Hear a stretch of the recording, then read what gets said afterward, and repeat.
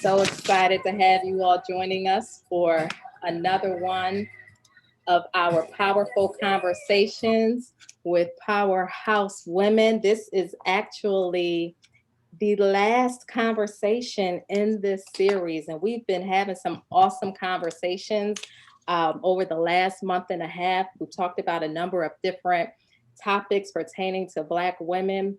Some of our authors have been participating in these conversations and have been sharing from their own experiences and expertise. And also giving some strategies and tips as well that would help inspire you and motivate you. And we're hoping that you've really been able to get something out of these conversations. So as I said, we're going to be talking about Black women entrepreneurs tonight.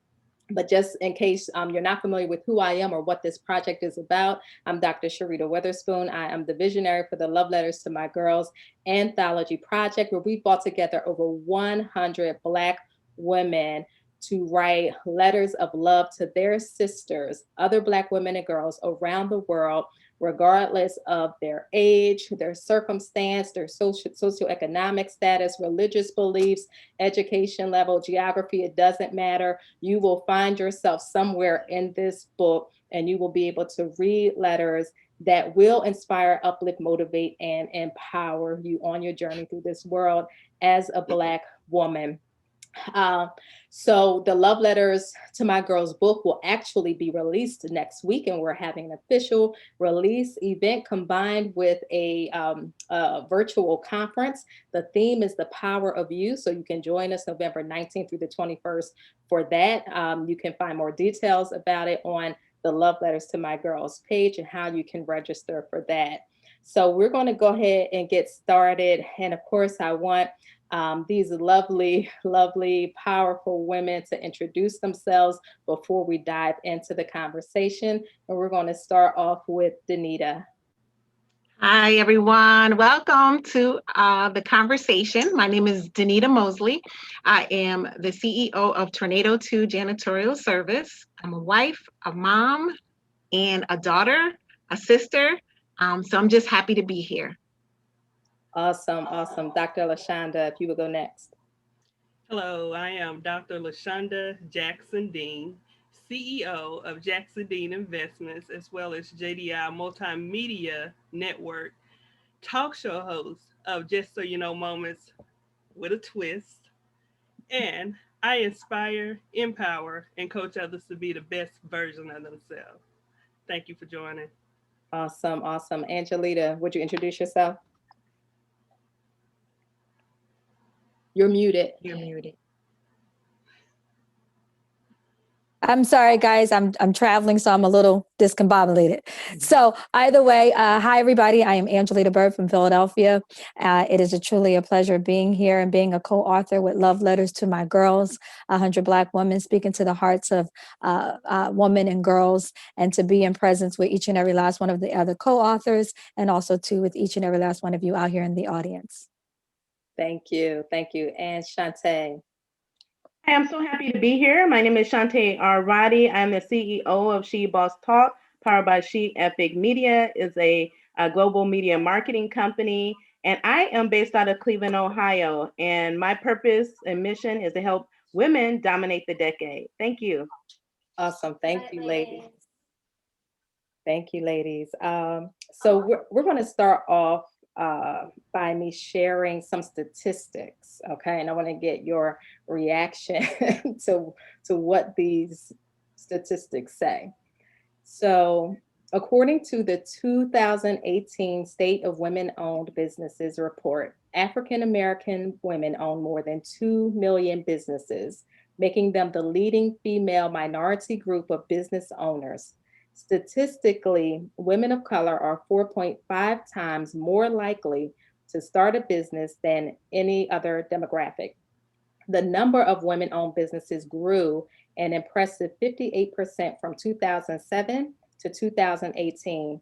However, the number of firms owned by Black women grew by a stunning 164%, nearly 3 times that rate. Black women are the only racial or ethnic group with more business ownership than their male peers, according to the Federal Reserve. But on the flip side of that, average revenue dropped from 84,000 in 2007 to 66,400 in 2018, while for non-minority businesses, revenue rose from 181,000 to 212,300. And the gap between African American women-owned businesses' average revenue and all women-owned businesses is the greatest. So when you hear that, what comes to mind when you think about that? We start more businesses than any other group, but we are lagging behind in the revenue that we generate in our businesses. I'd like to answer that or speak to that. Mm-hmm. I am so happy and I congratulate all the Black women that are leading with their businesses and being the top women that are opening up businesses among the races. I feel that the reason why that we tend to lag is because we don't have the support that we need. And support comes in different levels, so different types of methods, whether it's funding, whether it's actually having buyers or consumers to come and get your product, whether it's advertising so that people know that you're there, or a lot of it is operational funding as well. You know, you can have the money to get it started, but do you have the money to keep it going? Right. And one of the major problems that we experience as Black women and Black businesses is that we don't get the support that the non-Black get. I feel that's my opinion. Mm-hmm. That's the way I feel about it. Right. I feel that even within our own race, we don't support each other the way that we should in order for we all to make it. And it's enough out there for us all if we would just come together. If we would ever come together and support each other in the magnitude that other races do, we would be unstoppable because we're already the bomb as it is. But if we would support each other the way that we should, in the way that we actually can, we could do it. We could do it. We would do so much better. Yes, absolutely. Anyone else want to chime in? Angelita? Actually, I do. I agree with everything that Dr. Jackson Dean just said, but I want to expand that a little farther because outside of supporting each other and supporting ourselves, which is a great thing because we can do so much collectively as a people, but I think that we actually sabotage our own success is that we don't open ourselves up to the globe. You know, we tend to actually shortchange our own selves from our own insecurities about other cultures or other people, or other ethnicities, of wondering if, in fact, they will support our business as a Black business owner and as a Black woman, you know, to understand, will they, in fact, accept me, not just for who I am and what I do, but what I bring to the table overall, if that makes sense. Mm-hmm. So is that more of is it an issue of fear for us? You know, that we kind of want to stay in what our own little group is or only sell to certain people? Do you think that's a fear issue or is it something else? Well, it's funny that you say that. I do believe that it's a fear issue. And that's actually what I'm writing about actually in another book is overcoming the fear of success. Mm-hmm. So, and that goes with everyone across the board. It doesn't just happen just within our own race. It happens in all races. But I think just something innately inside of us, we sometimes allow ourselves to be stuck in a place where we just want to so desperately be supported by each other that we're not thinking outside the box. Mm-hmm. Yeah, I would say it's okay. Shantae, give me one sec. I would say innately, but not necessarily. I think we've been conditioned. Correct. You know, that's the word, Sarita. Correct. That's where I was going to. Yep. Absolutely. Yep. All right, Shantae, go ahead. I agree with everything that's been said. I think we need to think more on a global scale. I think in addition to fear, I think that there are Black women that do reach out globally, but sometimes I think it's a matter of being rejected. right? When you're going into other spaces, and we know that a lot of times there's not a seat created for us at the table, and it's few of us that are really get the opportunity to have a seat at the table. And then I think at that point, it's our responsibility to try to bring our sisters to the table, and then create our own tables. But I'm in agreement with thinking outside the box, thinking of new allies, like new people, companies, organizations to connect with, build relationships with. I know during the COVID-19 pandemic, one of the things that kept us away from a lot of the funding is the lack of relationship with the big banks. So that is the issue. We know funding is the issue for Black women, and you need funding in order to be able to scale, like Dr. LaShonda said. It's great to start, but you need capital to be able to move your business forward and to scale beyond a micro enterprise business. So I want to just piggyback off of everybody. What everybody said is absolutely true. The one thing that you have to do is collab. And that means collab with people who don't look like you, collab with people who don't necessarily think like you, collab with everyone, because you can get something out of every collaboration that you do. You building relationships that way. I think we have a problem with building relationships.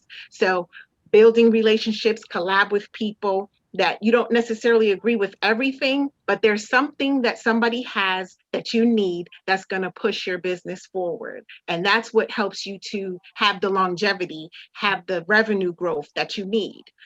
So collab with everyone, male, female, every ethnicity, everyone. And even some collaborations are worthwhile, even if you're not getting something particular out of it or the thing that you want out of it, because like it's okay to just do something to help somebody else get ahead. Right. And that will That's come right. back around to you. So I think part of the issue is that sometimes we are looking at it totally from a perspective of what's in it for me. Yep. If it's not benefiting me, then I don't want anything to do with it. And Right. that's not really how we should be thinking, because you don't know who that person knows and who they're connected to. And simply because you were willing to help them, now they're willing to open some doors for you. So I think it, kind of boils down to being open to opportunities that come your way, to not let fear stop you from taking advantage of those opportunities, but also to seek them out. Don't just wait for them to come to you, because I think we sometimes do that too. We're just kind of like, well, I'm here and nobody is doing this. But what are you doing? What are you doing to help your business grow? Can I read that? something after this? Oh, were you speaking? I'm sorry, Ms. Shante, go ahead. I was going to say something. I think sometimes it's a matter of us not understanding what a collaboration is. I think sometimes people misconstrue a collaboration with a client. It's not the same type of relationship. And a collaboration could show up in a number of different ways. A collaboration is us coming on here to broadcast live together, participating in this book project, right? In this anthology is a collaboration.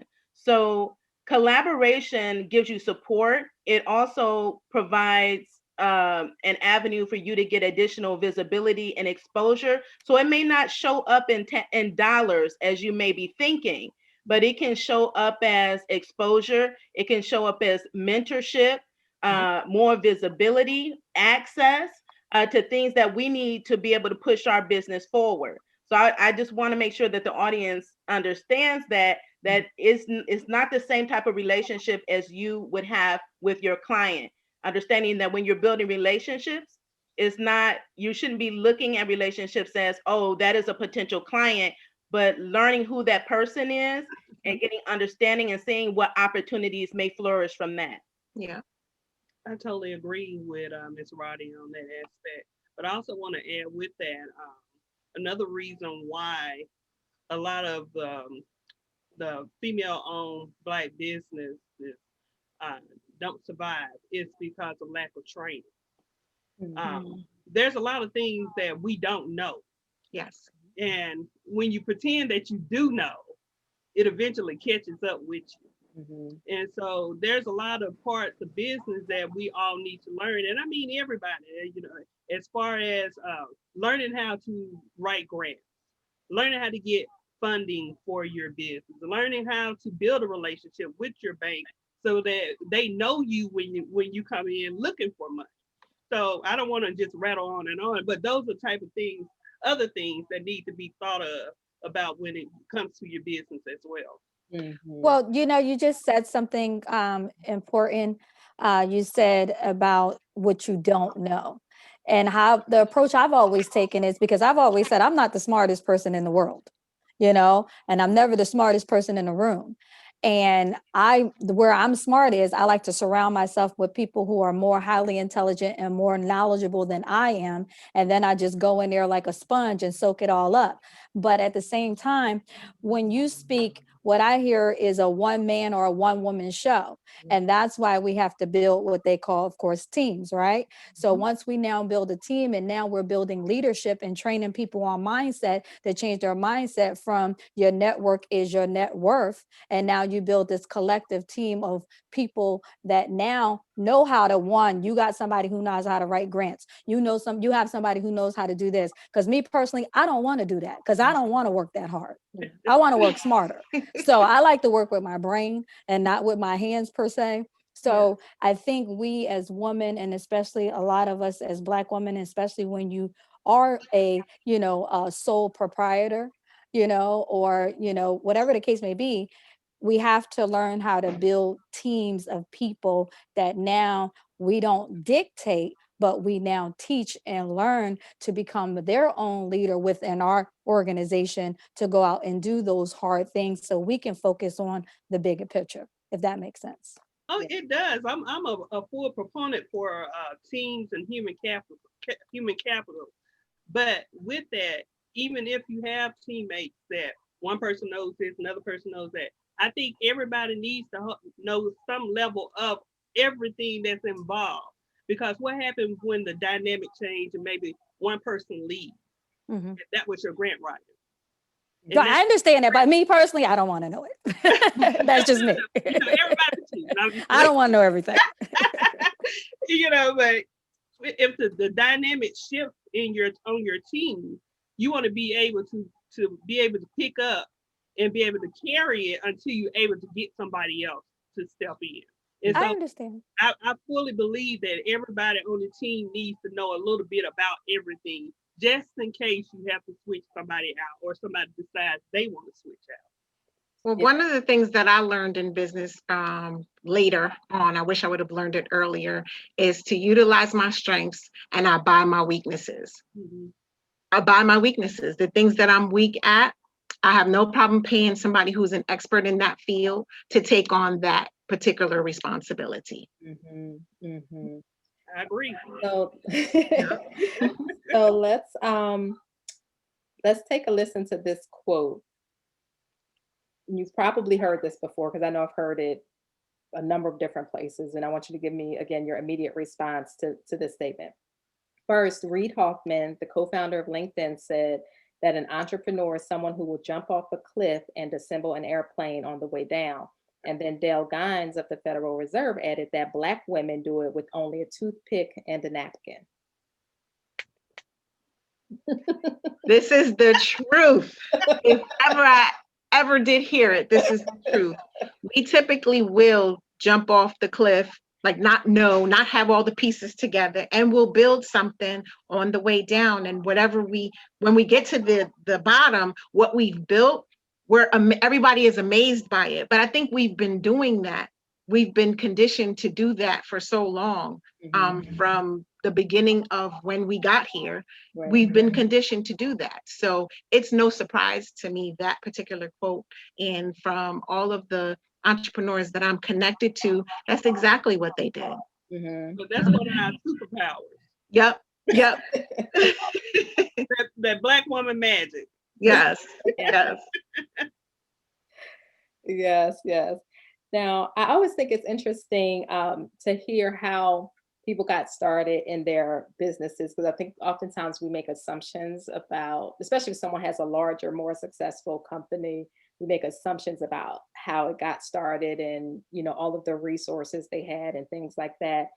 So if you can briefly, and I want all of you to answer this question, briefly share what your motivation was for starting your business. Well, my motivation was I didn't have no choice. It was 2009, and I lost my job, and I had my husband and my 3 kids, and we had just purchased a house, and we were trying to build a life, and we can't build a life off of one income. So I didn't have a choice, and an opportunity was presented to us that didn't fit in my wheelhouse, right? Janitorial is cleaning, and that's not what I grew up doing, honestly. So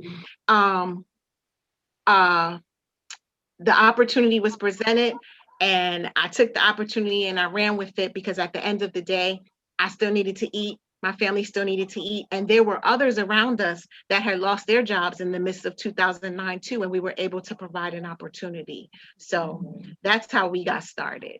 Yeah. And in terms of resources, we had none. We went to the dollar store, got our stuff. I remember a few times for payroll, I had to go and put the title up for my car. You know how you get them title loans? So in order for me to make payroll, because the customer wasn't paying me for another 30 days, but I promised these people I was going to pay them on Friday. And I put my car up for a title loan so that I could have the money to pay them on a Friday. So resources, I didn't have any. A plan, I didn't have one. I just knew this is what I needed to do. That's the toothpick and napkin. Yep. That's what I was about to say. For me, I got my first official job when I was 15 years old. Prior to that, I was selling penny candy. So I've always been the type of person that had a entrepreneurial spirit, and I always wanted to always have my own thing and always have my own money. And so that was my motivation. And because if I had my own business, I'm going to have my own money. I don't have to ask nobody for nothing. And when I started my first major company, I didn't have resources, some little cash here and there that I had in the savings account, but I was able to work it to build on it. But my main purpose for starting my own business is because I always wanted to have my own, and I still do. Okay. So we're asking the question of being what motivated us to branch out into entrepreneurship, correct? Yes. Money. I mean, it's just as simple as that for me, honestly. You know, I don't shy away from talking about money. I had no money and I need to make money, and I'm certifiably unemployable. You know, we got you lovely ladies on here with I guess college degrees, master's degrees, all these degrees, and I have none. Okay. So I don't have what they call a fallback. You know, I never had that, being 14 pregnant on welfare, trying to figure it out. So I had to figure it out on my own, being fired or either quit every job I ever had.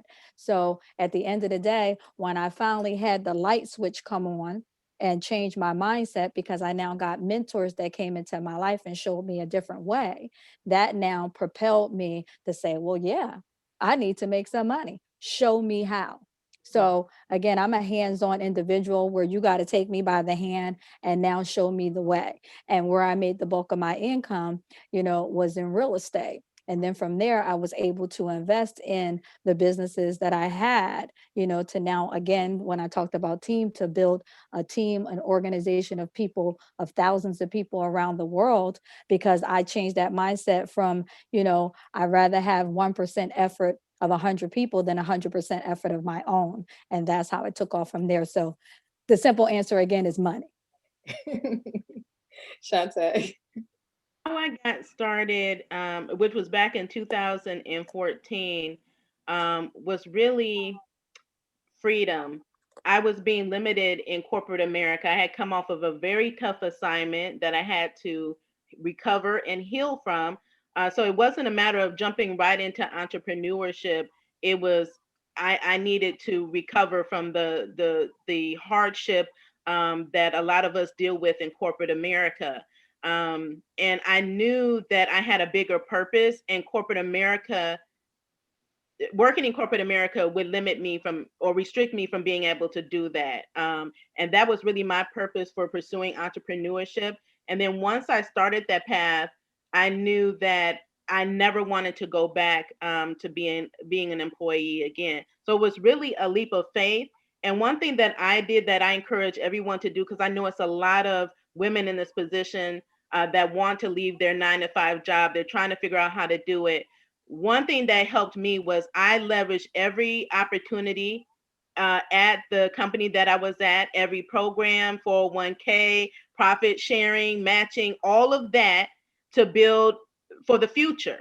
So I had a nice nest egg or emergency fund or whatever you want to call it, so that I could take that time off and then determine what I wanted to my next step to be. So leverage your job while you're in it and all the resources they have to help propel your business to the next level. Absolutely. That's good. That's good. Now, what has been one of the biggest mistakes that you've made in your business that you don't mind sharing publicly? We would be here all day if we talk about all the mistakes that I've made Oh, and just still the biggest continue to one. make. Just the biggest one. The biggest. I think the biggest one comes with, again, fear. That would have to be the biggest one. But at the end of the day, I can't really say that because I guess I've been considered fearless because I had nothing to lose, you know?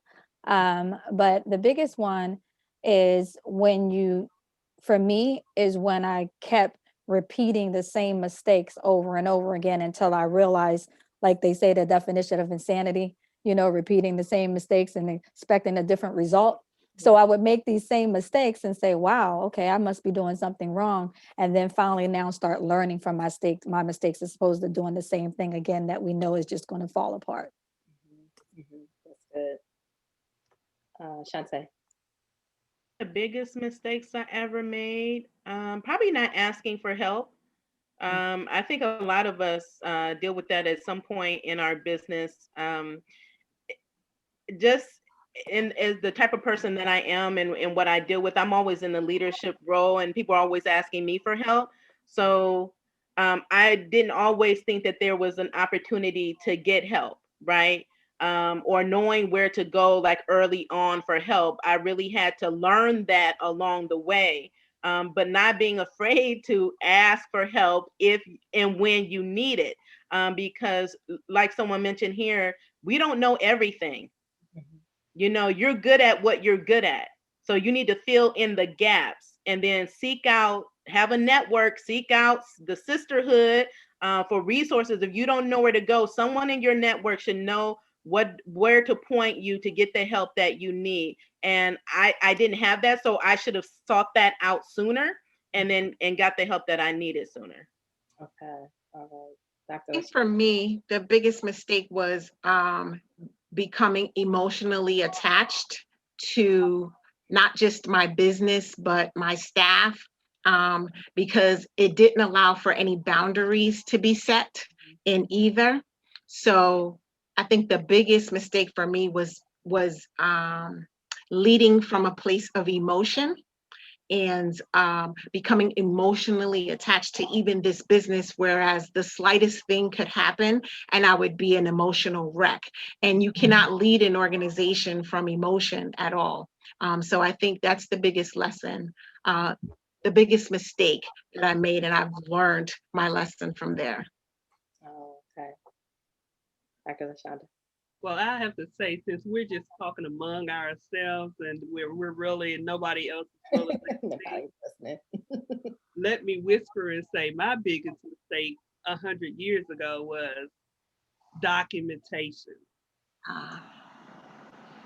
I didn't document the things that I was doing, books and everything, as far as my money, as far as my receivables and my payables and all of that. I didn't do that initially, and it came back to bite me. And so my recommendation to anyone that's in business, do it the right way. Document, document, document. And I say that if it's not documented, didn't happen. Right. Problem with me saying that if it's not documented, it didn't happen. I also believe that when I was making this mistake, because I felt like, well, if it's not documented, it didn't happen. So, You don't. but If you didn't write down that you made 25,000, you didn't really make 25,000. and so that really bit me in the butt, because when I needed the documentation to prove that I was actually profitable, guess what? Right. It didn't happen because it wasn't documented. Mhm. So I recommend to everyone to document. That's good. Yes. Yes. That's what we talked about, your biggest mistake. Now, the biggest lesson you've learned over your entrepreneurial journey. It would be just that. My biggest lesson came from the biggest mistake, which was, the need to set boundaries with everyone, because that makes you a better leader. I think that for me, I have a nurturing spirit. So, instantly, all of my employees became part of my family, and that's still where I lead from. But you can be the parent that enables your child in a bad behavior, or you can be the parent that guides your child to excellent behavior. So for me, the lesson was, I want to see people succeed in life, in whatever their dreams and aspirations are as well. And so in order for me to allow them, or in order for them to succeed, I have to come from a place of not just nurturing, but a place of, if I need to correct in love. If I need to guide in love. And those things don't always look empathetic. And that's what I was doing. My compassion and my empathy was controlling everything. And so my emotions were all over the place. If the employee wasn't doing what, I felt that they should be doing. So that was my biggest lesson in terms of that. Yeah. Mhm. Who else would like to share? Guess I can, Danita, I can understand everything you're saying and I can relate to that. But that comes with, again, a part of the biggest lesson is that everyone is not going to like you. And you know what I mean? So you have to learn that. And I had to learn that in business, is that, in business, you're not in business to be liked. You're in business to be successful. You're in business to, yes, build relationships, because people don't care about what you know until they know that you care, right? However, like you said, you was caring a little too much, Right. taking on too much. And I've been there, so I can relate to that, until I had to kind of snap out of that and say, well, you know what? This is how I'm leading, or this is how I see this vision of this becoming. And you as a leader have to just kind of keep moving forward and learning that, again, everybody's not going to like your ways. Everybody's going to not like how you do it, or just like you, period. So that took a while to learn, and I'm glad I learned that. And and I'm quite sure you have too now. Yes, having a big heart, because we do, because people don't realize, we as entrepreneurs and we as women in general, we already are nurturers. Yes. So the fact that we are nurturers, we bring in that into our business, a lot of times. But then sadly, we sometimes have to cut it off and now turn into a man, in a sense. And we don't want to be a man, but sometimes we're forced to be that way, and making no apology about it, right? So again, that would probably be my lesson, is the opposite of what it is that you're saying, Danita, that I can relate to. Yeah. Well, I have to say, Go ahead. You can go ahead, Ms. Roddy. I'm always interrupting you. I'm sorry. Go ahead. I would say my biggest lesson is that I don't want to be the world's best kept secret. And so for 2 years, maybe 2.5 years in my business, I was hiding in my business. So that's why I'm so vocal about women being visible, because visibility is money. Visibility is money. You do not want to be the world's best kept secret. You have to let the world know who you are, what your gifts are, what you can do, what solutions you bring to the marketplace. Because no matter how great my services were or my expertise, nobody knew about it. Okay, so you want people to know about you. So that's the biggest lesson, is to make sure I'm visible. I would have to say my biggest lesson comes from the non-documentation. That was one of the biggest and strongest lessons that I've learned, and not just with documenting money and assets or whatever, also documenting training. Because there's a lot of things that I think I've forgotten more things than people have actually learned in life. So many things that I have learned and I have gone through and obtained the knowledge, but then I move on to something else and I forget a little bit of the first thing that I learned. So maybe if I had documented better some of the things that I've learned in the training, maybe steps on that, I have something to refer back to if needed, opposed to picking my brain and picking around all the other things that's in these files that some of them are corrupt, and going through it and actually locating what I need inside my mental partition. But if I think going forward, what I did going forward, learning to document training and steps and guides, making my own guides to different processes so that I can refer back to. Yes, that's good. That's good. Now, what's been your biggest success to date in your current business? Because I know what you're doing now might look a little bit different than what you were doing 5 years ago. So in your current business, what has been the biggest success?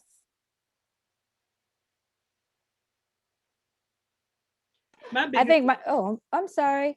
Go ahead. You go. no. Oh, I think my biggest success is helping other people to be successful. For me, I get gratification out of being able to see someone else actually be even more successful than myself. And it just always feels good. And I learned in success, in order to be successful, you have to help other people be successful. So, I mean, that's just really it in a nutshell.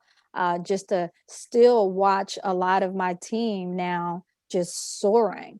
And I'm like in the dark. I'm over here like I'm not even needed anymore, So and it's mind blowing, but at the same time, it makes me feel proud. And I just sit back and I'm just cheering them on, just doing some really incredible things. And that really to me is a great part of my success, is literally watching other people be successful. I think my biggest success is watching the legacy that I'm building. My children, all they have known now, like I guess for the past 12 years, is that their mom is an entrepreneur, their dad is an entrepreneur. So they have naturally gravitated to being entrepreneurs. I think my son may have held 2 jobs his whole, time, and he's an entrepreneur. My daughter, she only works part-time because she's focusing in on her business. So I think my greatest success has come from watching the legacy that I'm leaving behind for my children and hopefully my grandchildren as well.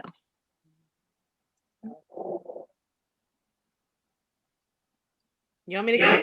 Yeah. I wasn't going to jump in there. I was going to get. I think I have 2. One of my biggest successes is just the ability to reinvent myself and to pivot and shift in my business. Understanding that it's okay to start over, to take a pause and do something different is a great thing to evolve and have your business evolve, to better align with your renewed purpose. And so that's what I've been able to do. And like Angelita said, I think one of my biggest successes is helping other people succeed, especially in this time where we're in the midst of a pandemic. And I just felt the need to help my fellow peers. and make sure that they had a financial lifeline, because I just saw so many of our businesses closing. And I thought to myself, what can I do? So it wasn't even a matter of anything about money, like how can I get paid? I just thought, well, how can I help my fellow entrepreneurs? So I think that's been probably my biggest success, is just seeing so many businesses be able to stay viable, be able to pivot, be able to scale, even in the midst of a pandemic, because of information and resources that I was willingly and freely sharing. Mhm.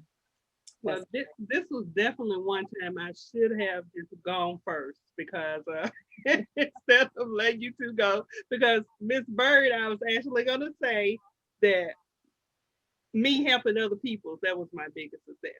And so after you said, that's why I don't want to say the same thing that she said, then Miss Roddy comes along and she talks about reinventing.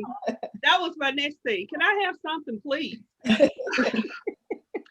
As far as reinventing, I have reinvented myself so many times. Oh my goodness. And I'm not ashamed to say it. I may reinvent myself again and try something else. I'm always trying different things. And what I've learned that there's nothing wrong with reinventing yourself. A lot of people look at ideas and they say, well, I have a good idea, and then something happens and it fails. It doesn't mean that the ideal was bad. It just means maybe they need to change the approach or the different methodology of what they were doing and keep the same idea, but just change the process of how you're doing it. Mhm. So I reinvent myself. I love helping and inspiring and mentoring others to be powerful and successful as well. Um, I love my children, and I'm always trying to be a good role model to them. And since y'all took both of my successes, I'm gonna say my best success is yet to come. Well, I don't think we took it because I think we can all just relate to that, because I mean, why would we be a part of a book that's to inspire other Black women and girls if we don't want to help other people be successful? true. So we all have that in common. That's I mean, that's without a That's doubt. true. And in addition to that, pivoting is a good thing, because if we wasn't pivoting every so amount of time, then it would get kind of boring. And we as women, we evolve. All right. We continue to evolve. We continue to grow. We continue to be thinking about what's next in the next chapter, right? We got all these chapters and we're trying to do it before the day that the maker calls us, right? Mhm. So like even now, I'm just made a huge, I'm not going to announce it here, but I just made a huge pivot in my life where I'm blown away by it just myself, that I'm actually getting ready to literally transition into something I thought I would never do. And I'm like, wow, am I really ready to do that? And I said, absolutely, because you know what? This is the next chapter for you. This is time to pivot and now say, okay, you've been doing this and you did this. Now it's time to do this. So it'll be some new announcements coming in the very near future of what I'm doing next. Well, congratulations to That's something that I never thought I would never ever thought I would do. Business related, because you got me thinking something else. you. No, actually, it's not. It will be business related, but it's not quite business related yet. That's all I can say. Okay. But it has something to do with getting there. Well, I have a connection to a pivot as well. So keep watching for Dr. LaShonda Jackson Dean with Pivot. Yes. And then, we have Dr. Malika Turner, who is one of our co-authors. And, she has her podcast called The Pivot, because I was a guest on there. And that's one of Dr. Sharita Witherspoon's closest friends that we both went to college with. Okay. Yes, Mhm. yes. All right. So this is going to be our kind of like closeout question, and then we're going to check the Facebook comments and see what people have been saying there. Share one piece of advice with those who are listening, who are either thinking about, dreaming about, desiring to launch into entrepreneurship, but keep coming up with reasons why they shouldn't, why they can't, why it's not the right time. Is one piece of advice that you think will help them in either making the decision getting over the fear or hesitation, or just something that will help move them forward? May I go first, just only because I think you saw my note and it's getting there.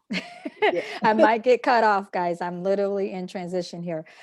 So either way, mine's is very simple. And actually said this on the Pivot podcast with Dr. Malika Turner. Start. It's just really that simple. I took Shanti's like how we've been taking yours, Dr. Dean. I saw that reaction. That's just really it. It's really that simple. And I know that is what scares people, is the fact of starting. But when you start, oh my God, it's just like, oh my God, did I really do this? Because if you keep saying, oh, I'm going to do this then, and I'm going to do this, and I need to have this all lined up, and I need to know this, and I need to do that, you're never going to start. So if you don't start, you can never fail, and if you never fail, you never know what it's like to keep failing and failing and failing until you now succeed, right? So it just starts with starting. It's really that simple. I'll have to say, let me jump in there before Miss Roddy says something. I have to say, you don't have to be great to start, but you have to start to be great. There you go. And so forget the fear. Sometimes you have to step out there and do it even if you're scared. A lot of times I jumped out there and my knees were wobbling in my boots, and everybody know I wear my boots, and so they were shaking. But I stuck the course and I stayed in there. So even if you're afraid, you can still go back and get training. You can shadow. You can find you a good mentor or a coach to Really. help you along the way. But even if you're scared, just go ahead and do it. Mhm. So now Dr. LaShonda done stepped all on my toes, because that's what I was going to say. Get you a good coach, get you a good mentor. Shout out to my coach, Dr. Sharita Weatherspoon. Get you a good coach, get you a good mentor, who will hold you accountable, push you along, because while you're starting, you're scared, you don't know which way to go. They may have some resources and links that you know nothing about. They'll help you and keep you accountable and push you along, and don't let you make up those excuses. So get you a good coach, get you a good mentor. It's true. I would say, since all of those were things I was going to say, but I would say to let go of perfectionism. There will never be a perfect time, a perfect situation, a perfect circumstance, a perfect scenario. Stop over analyzing it and just do it. Just do it. Just start the process. Take one step at a time, and you will get there. You will get there. I know, because I've been in that situation many, many, many times.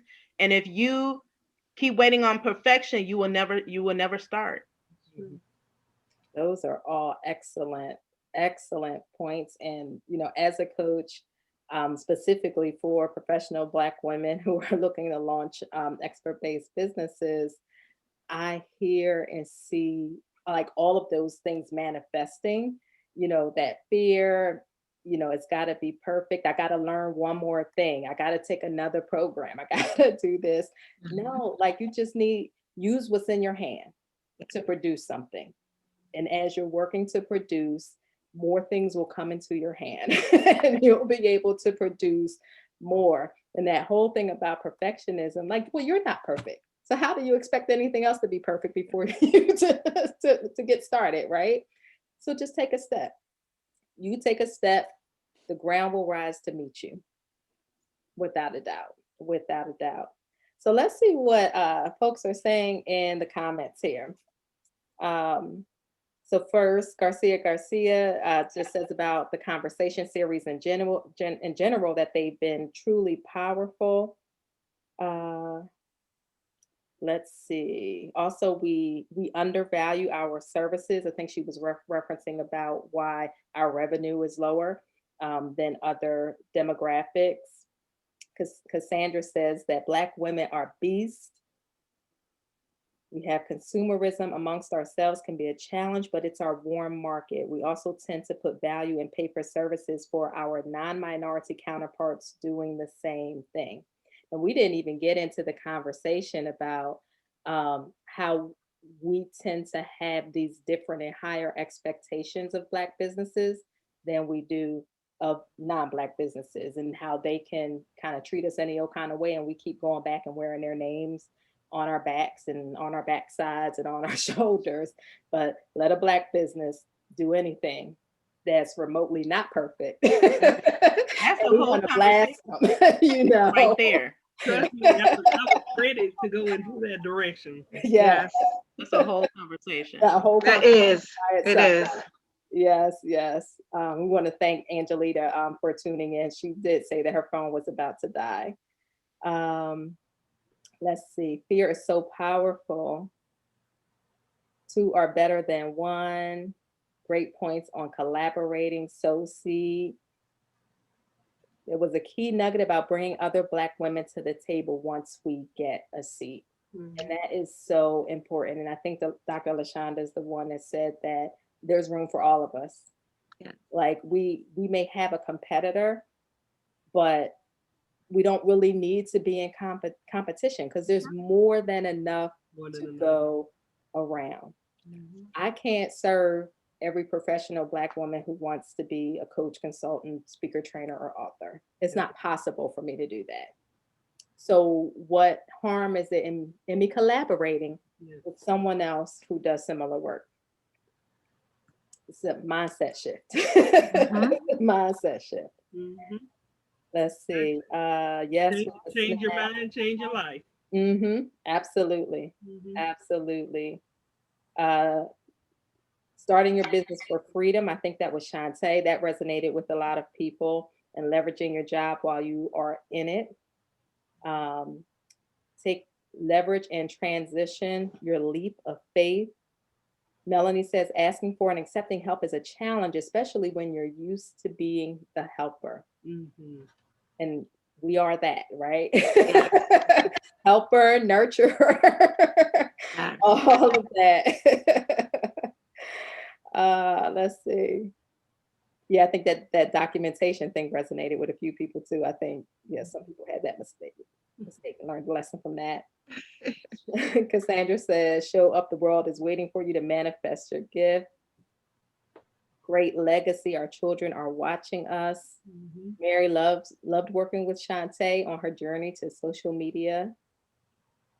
Pivoting and reinventing is a good thing. Being part of this Love Letters to My Girls project is so incredible, being connected to these fabulous women.